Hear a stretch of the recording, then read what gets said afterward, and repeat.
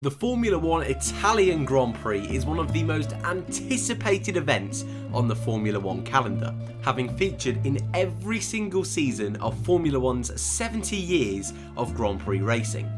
The Italian Grand Prix is not only home to the likes of Monza and Imola, it is also home of the Tifosi, one of the most loyal and crazy fan bases in the world, supporting Italian teams such as Minardi, Toro Rosso, drivers such as Fisichella, Trulli, Farina, Ascari, but most importantly, the Tifosi are the loyal fan base of Ferrari. So in today's video, we're going to be taking a look back at the history of the Italian Grand Prix, winners, losers, dramatic events, you name it, we're going to cover it today. So if you're not subscribed already, feel free to do so if you want to keep up to date with the world of Formula 1 and also learn a bit about Formula 1's past. I hope you're all sitting comfortably. Welcome to Formula 1 History's The Italian Grand Prix.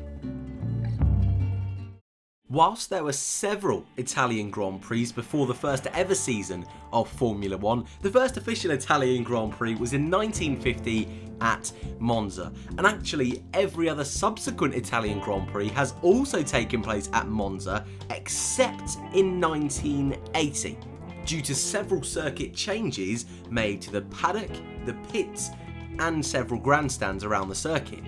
The first ever race held at Monza in 1950 was won by Italian Giuseppe Farina, and just to make the win even sweeter, that year the Italian Grand Prix was the season finale and Farina himself was crowned the first ever Formula 1 world champion, an Italian driving for Alfa Romeo, an Italian brand, at the Italian Grand Prix. That lined up very nicely indeed. The following 2 years, 1951 and 52, were won by Ferrari. It didn't take them long to win their home event, and again for the next 2 years was won by an Italian. This time it wasn't Farina, Alberto Ascari, winning both 51 and 52. Fangio then won 3 in a row, the Argentinian for Maserati, another Italian brand, but 54 and 55 were won in the Mercedes. The remaining 4 Grand Prix in the 1950s were won by Brits, Stirling Moss and Tony Brooks, and it wouldn't be until 1960 another Ferrari won at its home Grand Prix, this time in the hands of Phil Hill, won back-to-back Grand Prix in 1960 and 61. However, just 5 years later, in 1966, Ludovico Scarfiotti was the last ever Italian to win his home Grand Prix. It has never happened again since 1966, a statistic I was blown away by when doing research for this video, but you guessed it, he won in a Ferrari, and actually it was his only ever Formula 1 Grand Prix victory.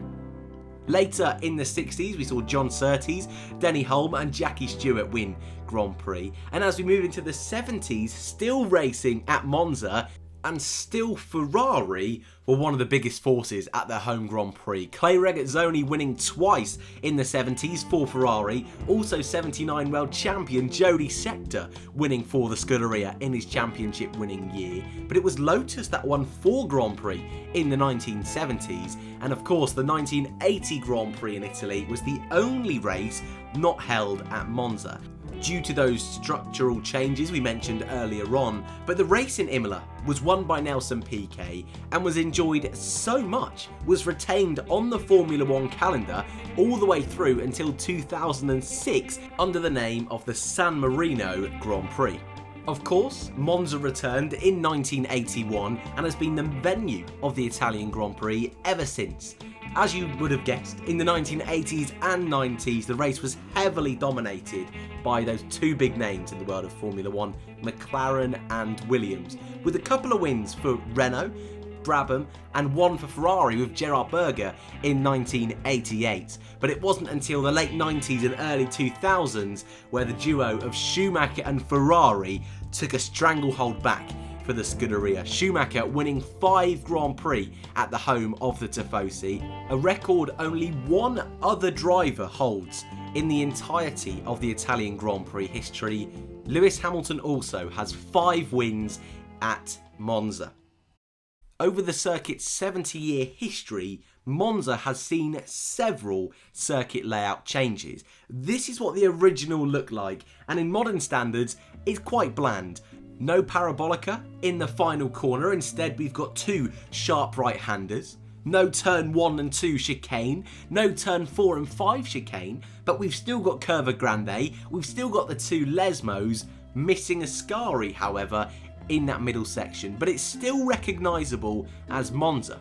For 1956 we moved to Monza 2.0, and as you can see, far more crazy is this circuit layout. If you want to see this in a first person view, Arava did a video a couple of weeks back now in modern Formula 1 cars driving Monza 2.0. Would very much recommend it, because looking at it on screen, it just looks bizarre. But as you can see, underneath this mess of a sky bird's eye view, we do have the original circuit, the circuit layout we still use today, including the two Lesmos, Curva Grande, where Ascari now is, and the Parabolica, but we also have the 30-degree banking section with a 4.25 kilometre length. It was kind of as if we had an IndyCar circuit whilst also driving on a Formula 1 circuit. Bizarre, but absolutely awesome. And whilst it was very, very dangerous indeed during the 50s and when it was brought back in the early 60s, it was so cool. And it's something only now in Zandvoort, Formula 1 is considering using banking again, but with much safer standards. And it's very unlikely we will return to this layout. However, the banking is still there and is visible from certain parts of TV onboard footage, and if you visit the circuit, I believe you can actually go onto the banking itself as a fan. Very cool. However, the layout was changed a few years later in 1957 back to a very similar layout of Monza 1.0, however this time including the famous Parabolica. However, this did go a couple of years later, and for 1960 we went backwards again to Monza 2.0 with the banking. However, it was once again deemed far too dangerous for Formula 1, so we went back to Monza 3.0 with the Parabolica, included a much safer layout, not a bad one for Formula 1 Grand Prix. The circuit was then remodified in 1974 to include a slight chicane into turn 1, not as fancy as we have today. However, it now included Ascari, the 2 chicane in the middle of the circuit. Only a couple of years later we then had further modifications in 1976 to now include the first variation of the Rettifilo, which was then modified to the version we know and love today for turns 1 and 2. Looking at some statistics from the Italian Grand Prix, as mentioned earlier, both Michael Schumacher and Lewis Hamilton have made this place their own. 5 wins apiece, masters of Monza. Nelson Piquet as the only driver with 4, then we have Fangio, Stirling Moss, Ronnie Peterson, Alain Prost, Rubens Barrichello and Sebastian Vettel, who claimed his first ever Grand Prix victory at the Italian Grand Prix all the way back in 2008, winning not only his first Grand Prix, but for the first for Italian team Scuderia Toro Rosso.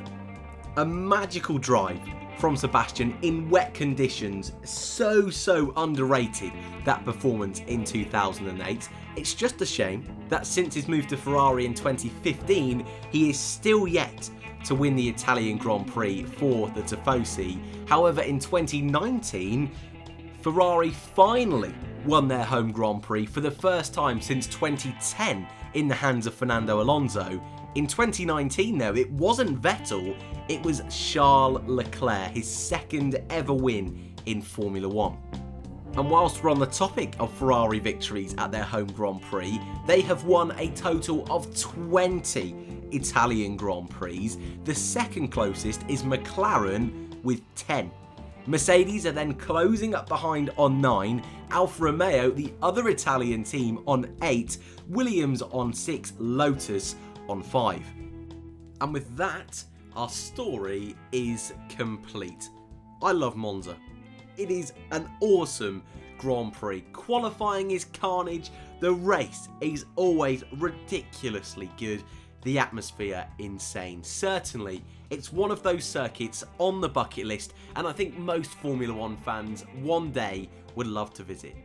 Thank you all so much for watching today's video. Of course, I hope you have enjoyed. If you have, I would really appreciate it if you hit that like button. Of course, if you didn't like it, hit that dislike button. Subscribe if you are new and you want to keep up to date with Formula 1 and learn a little bit more about Formula 1's past. Thank you guys, and I hope to see you in the next one.